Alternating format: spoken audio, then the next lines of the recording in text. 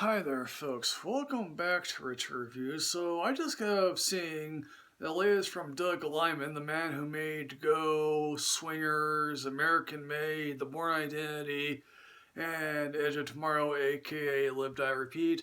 This is called Chaos Walking. Now, apparently the rumor for this film, and apparently this is actually true, that this film was in production nearly 4 years ago.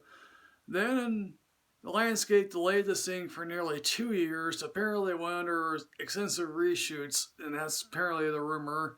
Whether that actually is true, I have no clue. And then the pandemic happened, and now we're at the end of the pandemic, or thereabouts, and Lionsgate is like, yes, let's just release this thing while everyone's still thinking about the pandemic, and maybe no one will actually notice that this thing actually exists.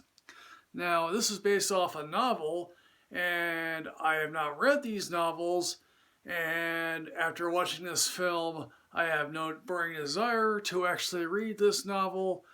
And apparently there are 3 in this series. It's called The Knife of Never Letting Go, and granted, this may be an awesome series of novels to read, but alas, here I am reviewing the product at hand, and what exactly happened from beginning to end, who knows? And so Todd Holland, and wow, Todd Holland looks young 4 years previously, plays Todd Hewitt. He's a young boy, the youngest guy in Preston Town. Apparently we're in the new world, as they say, and this place is called Preston Town, named after the mayor, played by Mads Mikkelsen. Mads Mikkelsen looks like he'd rather be anywhere else. Most of these people look like they'd rather be anywhere else. And apparently, in this new world, your thoughts are really rejected around you. I mean, literally, if you think to yourself, remember how cartoons have those think bubbles? Well, that's actually what's happening here. People are like, control your noise or whatever else. And all the women were killed off, as we were told, by the aliens on the planet that they went to war with. And, and of course, and apparently his 2 fathers are played by Demian Bashir and Kurt Sutter from The Shield, and apparently Nick Jonas is a local bully who happens to be the son of the mayor. And, oh yeah, we got David Oyelowo as a radical preacher.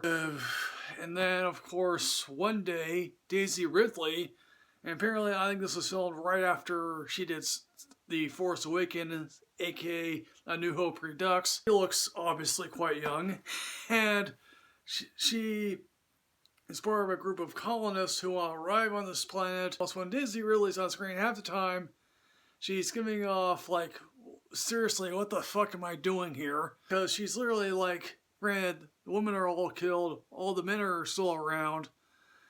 And then, of course, we come to learn something about that there are actually other settlements. And also, we come to see one alien. Apparently, this budget only had equipment for one alien, and this alien looks like shit. And then, of course, secrets are also revealed about this planet that I don't think really are like, well, that exists, that is happening. Apparently, come to learn that the Todd Hewitt character is illiterate, and basically then secrets are revealed. I don't know if you can classify this as YA. Was thinking to myself all throughout this film, I was ready to rip this film to shreds. Now, quite frankly, sometimes what they're saying is actually quite funny. Other times, I was literally talking back to the screen, like MST3K style. The YA genre died a quick death right after Harry Potter.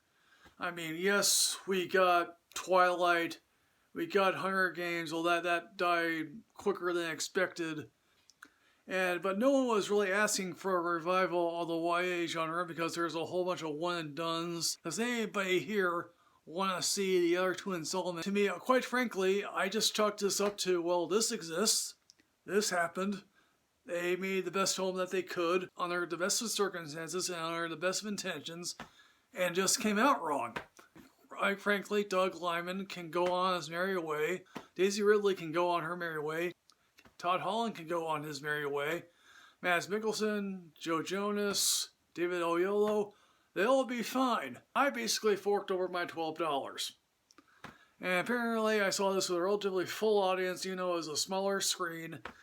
And I guess the audience is ready to come back, although they're probably still seeing Tom and Jerry and Raya and the Last Dragon. No one will probably be seeing this. Hopefully Lionsgate is saying themselves, no one will see this. So anyway, folks, what I'm going to say about Chaos Walking, I'm going to be generous because I don't want this on my worst of the year. And I'm going to give this a Netflix ranking. And if this plays on cable in a couple of months, sure, check it out. So folks, Chaos Walking, have you seen this? What did you think? Please put everything in the comment box here below here, folks. As always, folks, like, comment, subscribe, and rid yourself of knowledge. I'll see you next time, folks. Yes, hooray.